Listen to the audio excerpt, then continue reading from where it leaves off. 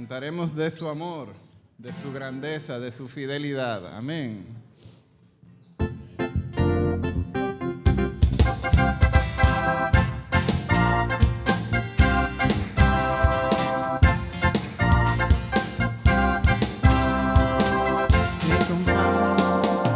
Incomparable, inigualable es tu amor, y me rodea, tú me abrazaste, me sonreíste, Señor, en mi pecado, tu amor me sustenta, tu amor me sustenta. Celebraré tu amor todos los días.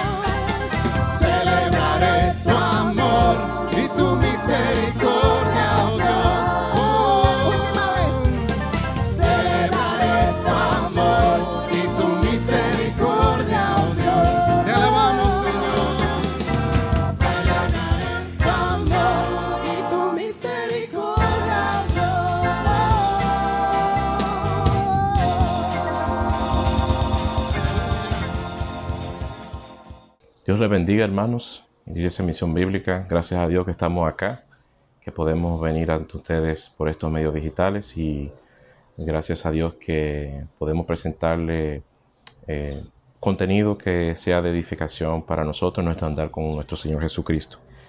Y hoy quería traer una pequeña reflexión de este tema que considero importante para la comprensión de las Sagradas Escrituras, es sobre que Dios no tienta.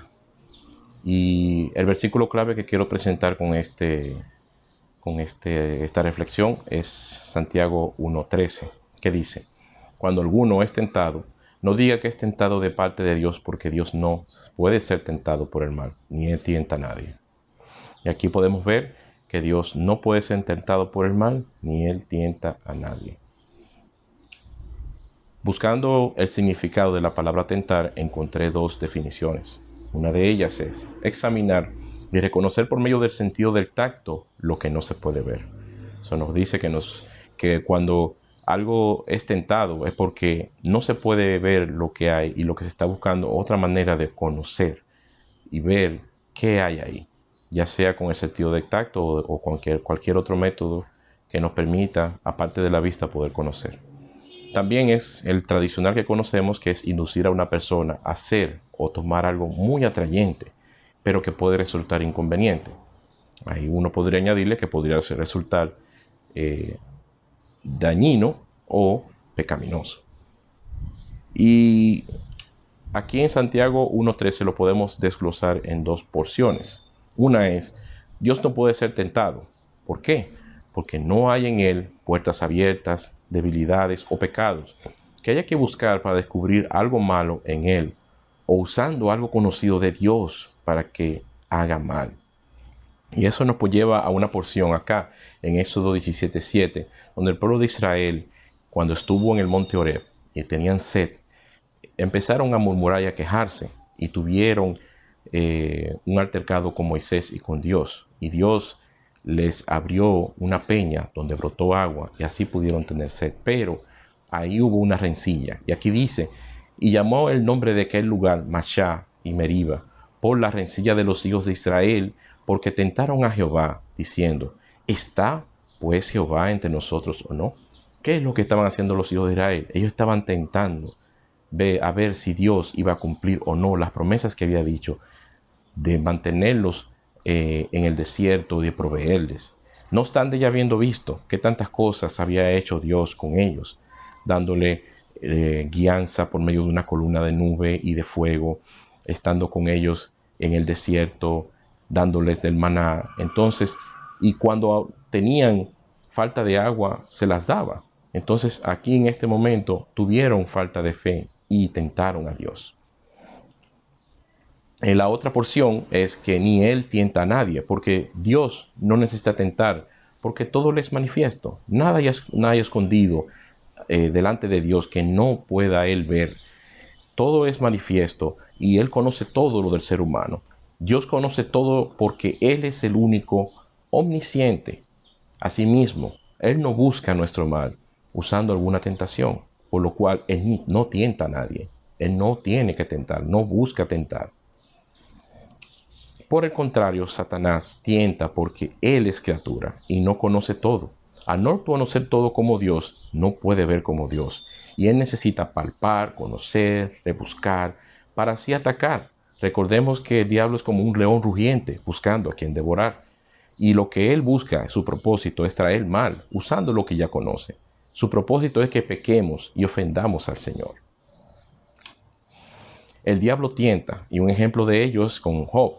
En el capítulo 1, versículo 7, y en el capítulo 2, versículo 2 dice, y dijo Jehová a Satanás, ¿de dónde vienes? Y respondiendo Satanás a Jehová, de rodear la tierra y de andar por ella.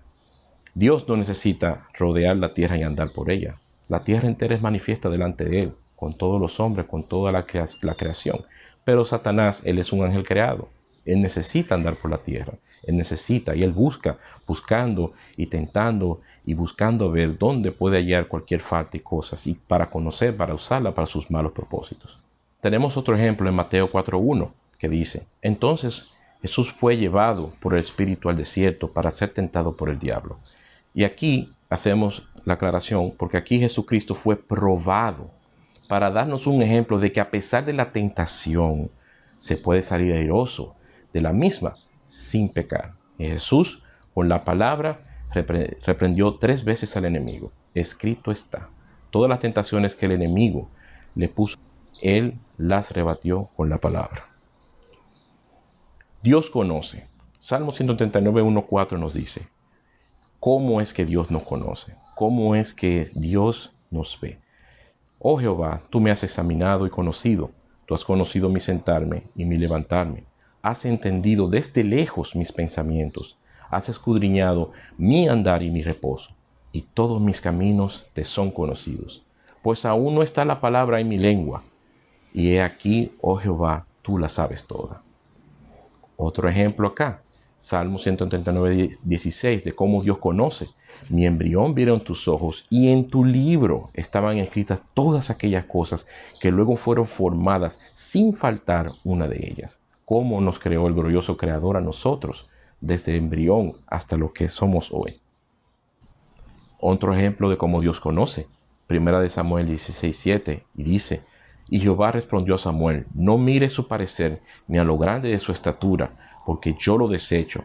Porque Jehová no mira lo que mira el hombre, pues el hombre mira lo que está delante de sus ojos, pero Jehová mira el corazón. Qué bueno que Dios puede mirar el corazón, porque así Dios no es engañado, todo es abierto delante de él. Y en este ejemplo vemos cómo, escogiendo el próximo rey de Israel para sustituir a Saúl, Dios estaba escogiendo al que debía de ser, que era David, que aunque delante de los ojos de los hombres era el más pequeño, el más joven, y sus hermanos más grandes y más valerosos en el sentido de verse más fornidos, más aptos para la guerra, pero sin embargo Dios conocía el corazón de David, quien era conforme a su corazón. Por eso él, al ver el corazón de David, ya él sabía cómo era él, y por eso lo escogió. También, como Dios nos conoce, él también nos prueba. Primera de Pedro 1, del 6 al 7 dice: en lo cual vosotros os alegráis, aunque sea ahora por un poco de tiempo, si es necesario, tengáis que ser afligidos por diferentes pruebas, para que, sometida a prueba vuestra fe, mucho más preciosa que el oro, el cual, aunque perecedero, se prueba con fuego, sea hallada en alabanza, gloria y honra cuando sea manifestado Jesucristo. Aquí podemos ver que la prueba la usa Dios para purificarnos y para hacer que nuestra fe, que es estimada mucho más preciosa que el oro, se pruebe como el oro, que también al ser sacado de la tierra tiene que ser purificado. Se purifica con fuego, y así la fe de nosotros se purifica con fuego, porque de esa forma sea hallada en alabanza y gloria y honra cuando sea manifestado Jesucristo. Y los dejo con este versículo al final para que veamos que nosotros estamos en la mira de Dios en todo momento, en toda situación que tengamos tentación y prueba. Dice así, Hebreos 4:15, porque no tenemos un sumo sacerdote que no pueda compadecerse de nuestras debilidades, sino uno que fue tentado en todo, según nuestra semejanza, pero sin pecado. Cristo es el perfecto, que aunque pasó por pruebas, tentaciones y muchas aflicciones y sufrimientos, todo lo soportó sin pecado. Y damos gloria a Dios por eso. Damos gracias y que Dios los bendiga.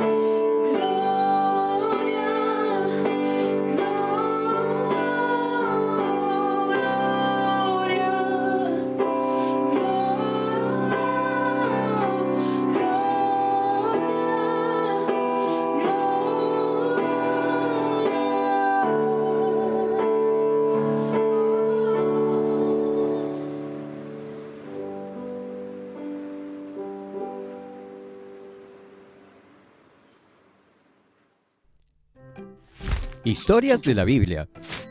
Jesús llama a Pedro. Este es Jesús, ¡Heyo! quien es el Hijo de Dios y el Salvador del mundo. Jesús creció en Nazaret Jesus. y fue bautizado por Juan en el río Jordán. Jesús comenzó a enseñar acerca del amor de Dios y a curar a la gente de sus enfermedades. Un día, Juan vio a Jesús caminando y le dijo a la gente que lo rodeaba que Jesús era el Cordero de Dios. Uno de los que estaban junto a él era Andrés, cuyo hermano era Simón, que más tarde sería conocido como Pedro. Andrés fue a buscar a su hermano y le dijo: «Hemos encontrado al Cristo». Whoa! Really? Come on! Simón fue con Andrés y se encontró con Jesús. Uh-huh. I'm Simon. Jesús miró a Simón y le dijo: «Tu nombre es Simón, hijo de Juan, Yes, it is. pero será llamado Pedro». Okay. Otro día, Jesús caminaba por la orilla del mar de Galilea y mucha gente se amontonaba alrededor de él para escuchar lo que él tenía que decir. Hello. Well, okay. Jesús vio 2 botes vacíos que Andrés y Pedro habían dejado, y mientras estaban lavando sus redes, Jesús entró en uno de los botes Hey, Peter. y le pidió a Pedro que lo llevara al mar. Aye, aye. Así que se sentó en el bote y enseñó a las multitudes desde allí. Cuando terminó de hablar, le dijo a Pedro: «Ahora ve a donde es más profundo y baja tus redes para recoger un poco de pescado». Pero Pedro le dijo: «Trabajamos duro toda la noche y no pescamos nada. Pero si lo dices, dejaré que las redes vuelvan a caer». Y esta vez sus redes estaban llenas de peces que comenzaron a romperse. Whoa! Llamaron a otros pescadores para pedir ayuda. Hey, help! Y pronto ambos barcos estaban llenos de peces. Cuando Pedro se dio cuenta de lo que había sucedido, cayó de rodillas ante Jesús y le dijo: «Oh, Señor, por favor déjame, soy un hombre pecador». Jesús respondió a Pedro: «No tengas miedo. Ven, sígueme y te mostraré cómo pescar hombres». Really? Y tan pronto como pisaron tierra, dejaron sus redes y siguieron a Jesús. Así que Simón Pedro se convirtió en uno de los 12 discípulos de Jesús y siguió a su amigo Jesús durante todo el tiempo en la tierra. Que Dios te bendiga, querido hermano y amigo que nos sigues a través de YouTube. Vamos en este día a considerar el Salmo 36, pidiéndole al Señor que nos hable por medio de su palabra. Allí vamos a leer de inicio los primeros 2 versos que leeremos, serán los versos 5 y 6, para luego leer desde el principio. Los versos 5 y 6 nos dice la palabra del Señor aquí en el Salmo 36. Jehová, hasta los cielos llega tu misericordia, y tu fidelidad alcanza hasta las nubes. Tu justicia es como los montes de Dios, tus juicios abismo grande. Oh Jehová, al hombre y al animal conservas. Pero el salmista David, en la primera parte de este salmo, pasa a describir a los malvados y pecadores. Y esto lo vemos en los versos 1 al 4. Aquí el salmista está reflexionando sobre la condición de los malvados y pecadores. En el verso 1 nos dice la palabra del Señor: la iniquidad del impío me dice al corazón, no hay temor de Dios delante de sus ojos. La iniquidad se caracteriza como una condición interna del corazón del hombre, y esto también se refleja en actos injustos cometidos. Se puede definir como impiedad aquello que es malo, aquello que es perverso. Y en este caso la impiedad de los impíos, esa condición de no ser recto, esa iniquidad, esa condición de no ser piadosos, le hace entender al rey David que no tienen temor de Dios. El verso 2 nos dice: se lisonjea por tanto en sus propios ojos, de que su iniquidad no será hallada y aborrecida. El malvado se está elogiando a sí mismo, se está haciendo creer, alabándose, exaltándose, lisonjeándose, haciéndose entender que no va a ser aborrecido, que no va a ser hallado, que su pecado no hay problema con eso. Pero esos actos injustos Él entiende que otros no lo van a encontrar odioso, no lo van a aborrecer esos actos, esa maldad. Y el verso 3 también, describiendo a los malvados, nos dice: las palabras de su boca son iniquidad y fraude. Ha dejado de ser cuerdo y de hacer el bien. Vemos que salen palabras malas de la boca del impío, de la boca de la persona no temerosa de Dios, mala, perversa. Iniquidad y fraude, palabras que tienen impiedad, palabras que tienen injusticia, engaño. Dejó un camino de sabiduría y de rectitud, el camino de Dios. Por eso dice: ha dejado de ser cuerdo, anda un camino que no es el camino de la sabiduría, y ha dejado de hacer el bien. En el verso 4 también nos describe cómo está continuamente pensando en el mal. Cuando dice la palabra del Señor: medita maldad sobre su cama, está en camino no bueno. El mal no aborrece. Entonces, aún de noche, estando acostado, está continuamente pensando en el mal, en la maldad. En vez de meditar en la ley de Dios, como vemos en el Salmo 1, verso 2, que ese varón que es temeroso de Dios, ese hijo, esa hija de Dios, está de día y de noche meditando en la ley de Dios. Pero en vez de esto, esta persona anda en un camino incorrecto y no detesta el mal. Por eso dice: está en camino no bueno. Y antes había dicho que medita maldad sobre su cama. El mal no aborrece, no detesta el mal. Y la existencia del mal y de aquellos que rechazan a Dios, eso ha sido parte de la experiencia humana desde Adán y Eva. Vemos en el libro de Génesis 3 que ellos pecaron, y así la muerte pasa a todos los hombres, todos los seres humanos, por causa de ese pecado de Adán y Eva. Pero nosotros, como hijos de Dios, si nuestros pensamientos se mantienen fijos y enfocados en los malvados, podríamos fácilmente caer en desesperación y perder la esperanza al estar viendo cómo ellos proceden, sus actos impíos. Podríamos llegar hasta tener envidia, como le pasó a Asaf en el Salmo 73. Pero el rey David nos ofrece un antídoto en este salmo, y es enfocarnos en vez en los atributos de Dios. El salmista pasa a exaltar varios atributos de Dios, y esto lo vemos en el verso 5, cuando nos dice: Jehová, hasta los cielos llega tu misericordia, y tu fidelidad alcanza hasta las nubes. Qué bueno es nuestro Dios. Y David está reflexionando en la misericordia y la fidelidad de Dios.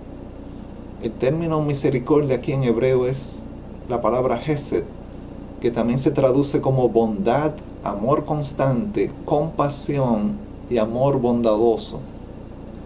Pero algunas versiones lo traducen como amor en el caso de este versículo.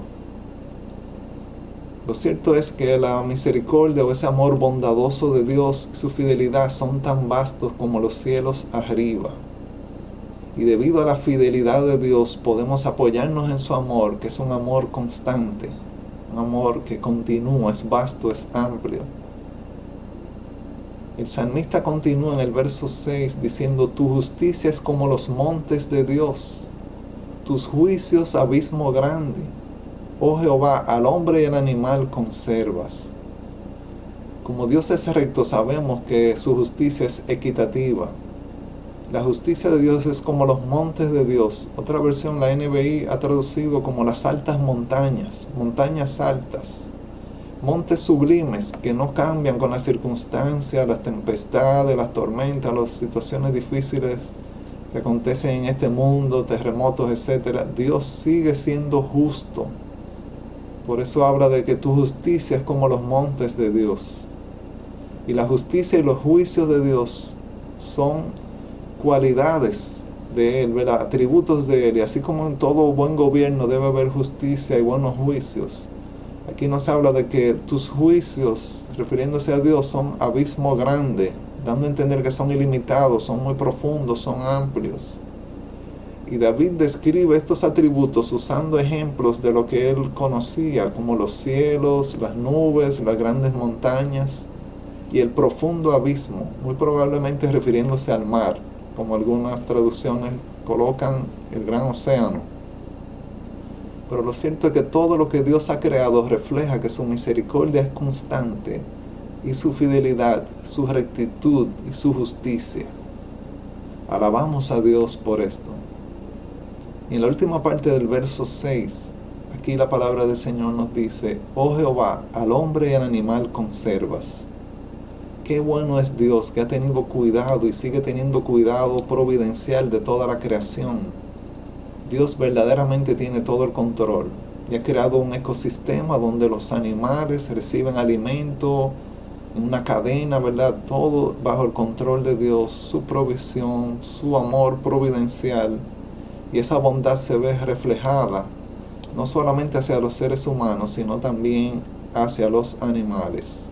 Por eso nos dice este verso: oh Jehová, al hombre y al animal conservas.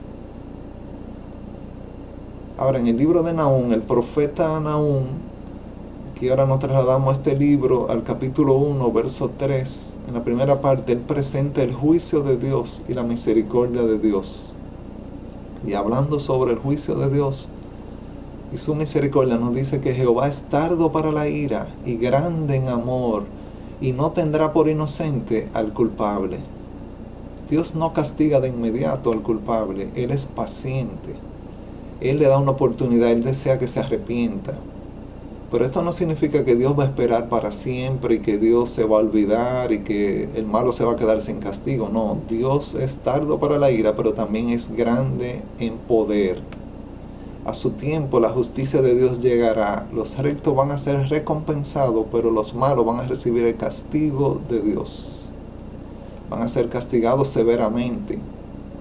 Entonces, si estás viendo algún malo prosperar, algún malo haciendo el mal, eso que continuamente están pensando en el mal y tú ves que está teniendo al parecer mucho éxito en este mundo, también vamos a recordar ahora el Salmo 37, verso 1, unas palabras del salmista David que nos aclara allí: no te impacientes a causa de los malignos, ni tengas envidia de los que hacen iniquidad. La palabra de Dios nos manda aquí a no impacientarnos y a no tener esa envidia, ¿verdad?, por causa de esto que están haciendo iniquidad, de los malos. Y el verso 2 nos dice: porque como hierba serán pronto cortados, y como la hierba verde se secarán. Es decir, que no tendrán esperanza, no será algo muy corto, muy efímero su duración.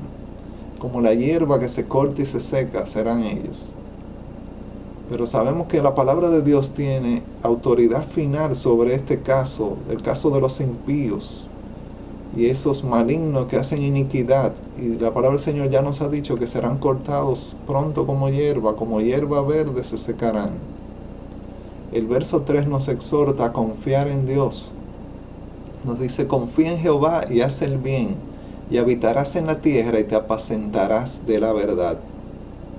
Confía en Jehová y haz el bien. Estamos llamados a confiar en Dios y hacer el bien, a pesar de lo malo que estemos viendo a nuestro alrededor, a pesar de esos malos que estén prosperando, estén haciendo el mal continuamente. No debemos tener envidia de ellos, no debemos impacientarnos, no debemos creer que ellos están haciendo lo correcto. Sabemos que Dios le va a dar su castigo.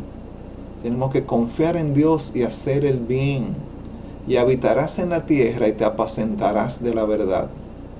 Qué buena promesa, ¿verdad?, de que habitaremos en la tierra y nos apacentaremos de la verdad. Entonces, aun cuando parezca que los malos prosperan, la justicia de Dios nos asegura que al fin de cuentas los rectos son los que van a experimentar la liberación y la salvación de Dios, mientras que los malos van a experimentar el juicio de Dios. Eso es lo que le va a tocar a los malos, el juicio de Dios. Entonces, cuando por momentos tú veas el mal en este mundo y te tienda a abrumar, tienes que recordar que Dios es fiel, Dios es recto, Dios es justo. Sus juicios son justos. Y no tienes que desesperarte por causa de personas malvadas, porque Dios nos ama, Él juzga el mal y Él tendrá cuidado de nosotros para siempre. A menudo nos puede parecer que los malvados están en control en este mundo, pero solo tenemos que ver en la Biblia, como nos aclara en el libro de Daniel, la victoria final sobre el mal la tendrá Dios. Y en las 4 visiones del libro de Daniel, en los capítulos 7 al 12, nos deja entender claramente que Dios está en control y que Dios va a tener la victoria. Aunque la victoria final y completa de Dios sobre el mal será al final del tiempo, que la vemos en el libro de Apocalipsis, aún hoy día podemos ver a Dios prevalecer sobre las situaciones que enfrentamos en nuestras vidas en el día a día. Dios es todopoderoso, Él es el victorioso. Entonces, cuando estés sobrecargado, debes saber que a los que aman a Dios todas las cosas les ayudan a bien. Esto es a los que conforme a su propósito son llamados, como nos dice Romanos 8:28. Recuerda esto. Eso que tú estás pasando, esa situación difícil, esta tribulación, toda problemática que tú enfrentes como hijo de Dios, a los que aman a Dios todas las cosas les ayudan a bien. Esto es a los que conforme a su propósito son llamados. Y volviendo a hablar de la misericordia de Dios, volvemos al Salmo 36, ahora el verso 7. Aquí la palabra del Señor nos dice: cuán preciosa, oh Dios, es tu misericordia. Por eso los hijos de los hombres se amparan bajo la sombra de tus alas. Entonces hay bendiciones divinas en la presencia de Dios. Por eso podemos ampararnos a la sombra de las alas de Dios. Y las alas son una figura conocida en el libro de los Salmos, como es el caso del Salmo 63, verso 7, que las menciona también. Este verso nos dice: porque has sido mi socorro, y así en la sombra de tus alas me regocijaré. Qué bueno que podemos ampararnos bajo el cuidado de Dios. Dios, que tiene todo el control, nos recuerda ese concepto de la gallina cubriendo sus polluelos cuando viene una tormenta, una situación difícil. El salmista puede decir: porque has sido mi socorro, y así en la sombra de tus alas me regocijaré. Pero volviendo al Salmo 36, verso 7, que ya leímos, nos aclara que los hijos de los hombres se amparan bajo la sombra de las alas de Dios. Cuán preciosa, oh Dios, es tu misericordia. Por eso los hijos de los hombres se amparan bajo la sombra de tus alas. Y el verso 8 continúa diciendo: serán completamente saciados de la grosura de tu casa, y tú los abrevarás del torrente de tus delicias. Otra versión, la NBI, nos dice: se sacian de la abundancia de tu casa, les das a beber de tu río de deleites.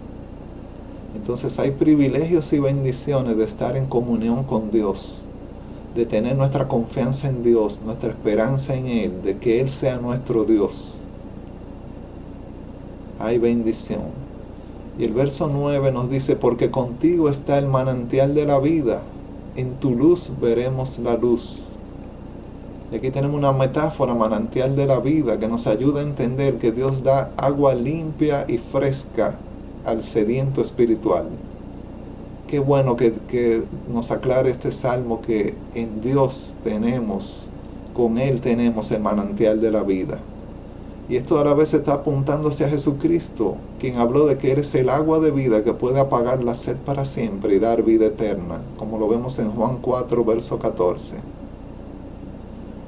Aquí nos dice la palabra del Señor: mas el que bebiere del agua que yo le daré, no tendrá sed jamás, sino que el agua que yo le daré será en él una fuente de agua que salte para vida eterna. Gloria a Dios. Pero también este verso del Salmo 36, verso 9, nos dice: en tu luz veremos la luz. Y aquí esto nos recuerda, ¿verdad?, que en el Nuevo Testamento que la luz se refleja a plenitud en Jesucristo. Y en Juan 8:12, aquí en la segunda parte del verso, Jesús dice: yo soy la luz del mundo. El que me sigue no andará en tinieblas, sino que tendrá la luz de la vida. Qué bueno es nuestro Dios. Nos ofrece manantial de vida y que podemos ver la luz en la luz de Él. Al finalizar este salmo, los versos 10 al 11, aquí está el salmista ante Dios en oración. Y en su oración, él está clamando a Dios y dice: extiende tu misericordia a los que te conocen, y tu justicia a los rectos de corazón. Le pedimos a Dios que extienda su misericordia a sus hijos. En este tiempo, con esta pandemia de coronavirus, que Dios extienda su misericordia a sus hijos. Algunos que han perdido su trabajo, algunos que tienen incertidumbre, dudas en cuanto al futuro, que si van a perder su trabajo o no, que cómo van a proveer para sus hogares, ¿verdad? Dios tiene el control. Dios extiende su misericordia a aquellos que tienen familiares enfermos, aquellos que se han infectado del coronavirus, que Dios extienda su misericordia a sus hijos. Y también le pedimos a Dios, como nos dice el verso, y tu justicia a los rectos de corazón. Dios es el defensor de aquellos que están padeciendo, los rectos de corazón.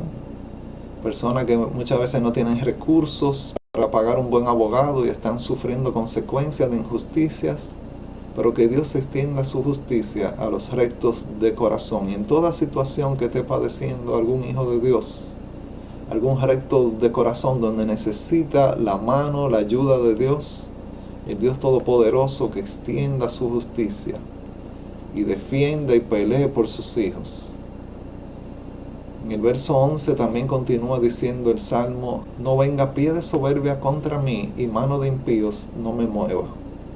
Aquí da a entender que no quería opresión por parte de los malvados. El salmista David, aquí en este verso, da a entender que él quería esa ayuda de Dios, esa protección de Dios. Está orando a Dios y le dice: no venga pie de soberbia contra mí, esos impíos, esos malvados, los perversos, y mano de impíos no me mueva. No ser movido, no ser llevado por ellos. Y luego continúa ya y concluye en el verso 12. El salmista concluye dando a entender el fracaso de los malvados, cómo fracasan. Allí cayeron los hacedores de iniquidad, fueron derribados y no podrán levantarse. Dice un comentarista que su fe en visión ve la caída de todos los hacedores de iniquidad. Por eso él dice: allí cayeron los hacedores de iniquidad, fueron derribados y no podrán levantarse. Y ahorita estuvimos hablando de este hombre impío que es como la hierba que se corta y se seca. Entonces, en la justicia de Dios, los hacedores de iniquidad van a recibir el castigo divino, tendrán una terrible derrota. En conclusión, Dios es misericordioso, Dios es recto y justo, y sus juicios son justos. Podemos estar confiados de que si tenemos nuestra confianza y esperanza en Él, como hijos de Él, hijos de Dios, no seremos defraudados. Hay bendición en ser hijo de Dios. Y en el extremo opuesto tenemos que tener presente que los malos, los impíos, los hacedores de iniquidad, de maldad, van a recibir el castigo oportuno por parte de Dios, porque los juicios de Dios son todos justos. Meditemos en la misericordia, la fidelidad y la justicia de Dios, sabiendo que servimos al Dios Todopoderoso, al que está en control de todas las situaciones por las que nosotros pasamos en esta vida. Que Dios te bendiga y que estas palabras hayan sido de bendición para tu vida.